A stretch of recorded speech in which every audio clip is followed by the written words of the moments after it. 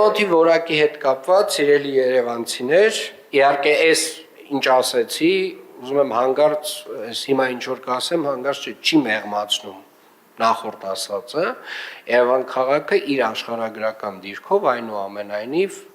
օդի փոշու տեսանկյունից որակի առումով ունի խնդիր։ Եվ տեսեք, մենք հունիս ամսին արձանագրում ենք օդի լավ որակ։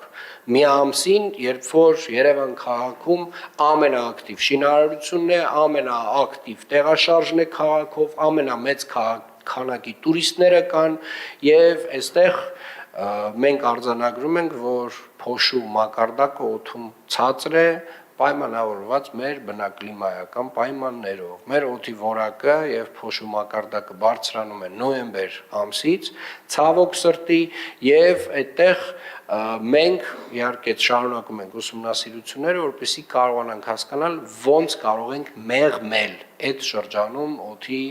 որակի վատ թարացումը, որովհետեւ էլի այն պնդումները, որ սա քաղաքի ակտիվության հետ է կապված, այդքան էլ իրականությանը չեն համապատասխանում, որովհետև եկեք